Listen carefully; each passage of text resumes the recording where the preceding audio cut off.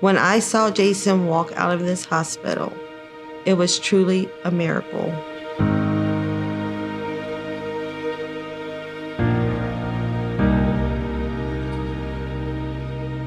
I got the phone call Sunday morning, and he told me that they found Jason in the office. My heart just dropped because I didn't know. So we loaded up and we came to the hospital, and they began telling us what happened. The night was pretty much almost over. Before I left, I scanned the whole room, and I didn't see Jason, but all of a sudden I caught a glance of someone's feet. I found Jason laying face first on the floor. I turned him over, checked for a pulse, realized that we got a situation here. So I ran back to the phone.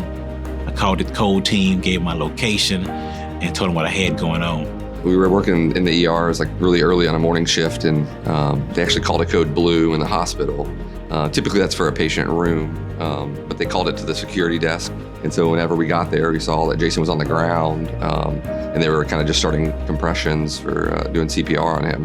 The time to doing that is kind of most important. And so we were able to, perform the defibrillation, get a breathing tube in. That's basically we were able to get his heart beating again and get him up to the ER.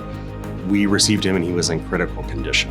Whenever a person suffers a cardiac arrest, they are at risk of not having enough good blood flow to their brain and can suffer brain damage.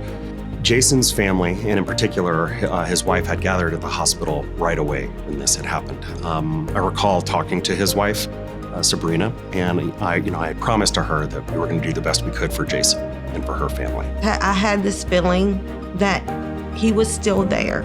Just by being in the room with him all day, doing things with him, spending time with him. It was many days before we began to see improvement in Jason's neurologic status. However, small improvements began, and we continued supportive care in hopes that he would continue to make a recovery. And we just kept praying and praying and praying.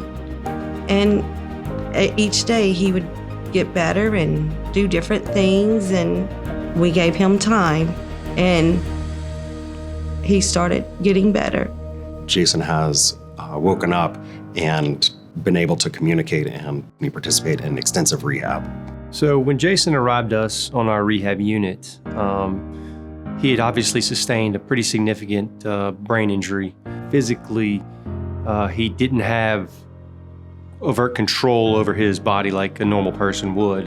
It is a big challenge to go from being a normal, able-bodied individual to now wondering, are they going to ever get better? And so for me, the most important thing I provide to these patients and families is hope. God has took control of the situation, and he is here today because of God. The day that Jason left our rehab unit, I was overcome with tears of joy.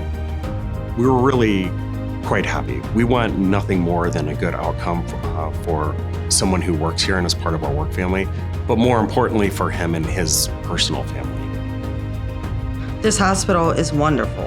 It really has been, it's wonderful. And to be able to see him, be able to look at everybody around and wave and see the excitement on everybody's face, it meant a lot.